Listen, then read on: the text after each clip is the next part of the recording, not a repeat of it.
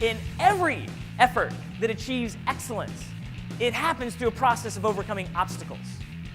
It happens through a very difficult pathway. That's one of the qualifiers of excellence. Owners and renters, here's what I have found.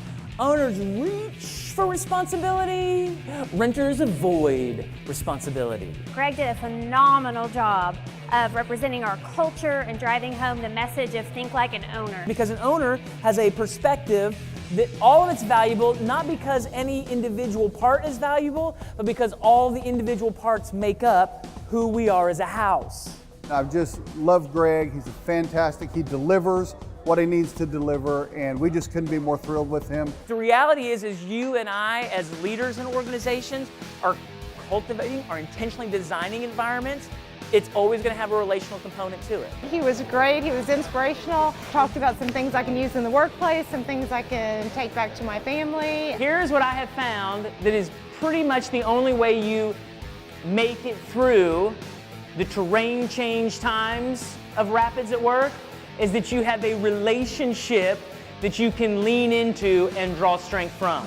We could not have asked for a better person to come and kick off our leadership event full of excitement, enthusiasm, activities, and then lots of aha moments for our leaders, which is exactly the goal of our event. I always say, hey, here's a shorthand indicator on the level of trust you have in your organization.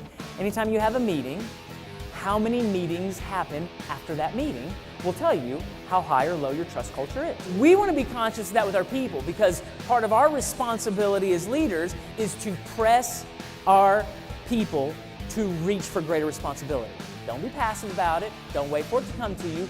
Look around, be conscious, look where other people, how can we reach for greater responsibility? And part of our obstacles are, how do we really attract and keep the best folks in the world working with us, right? You know the way to do that, right? You be one of the best folks in the world. I couldn't believe what I was seeing. He was so dynamic, energetic. His content was fantastic. And I knew immediately that I was going to have to use Greg in as many ways as possible. Most people get really caught up in the moment of the rapid. What makes a great guide is they can live in that moment and are setting themselves up for the next moment. Most people are focused on right now, we got to avoid this rock and go over here and swirl around there, and they live and then they get out and they're like, whew, good thing we got through that. It's like, oh crud, there's more river up ahead.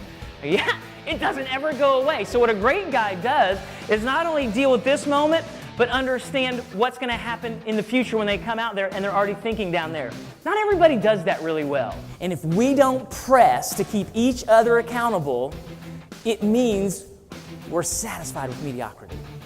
And that's a renter's mindset. I think Greg was outstanding in how he coordinated all of the metaphors with ownership and renting and applying that to the everyday application for the corporate world. Most people think, if I just take care of this and I really do great here and I really invest this, that's where I create the most value. And it is productivity-wise. It is function-wise. We brought him in to our annual conference, and he just blew everybody away there. Leadership, guide, being a guide is harder than being a paddler.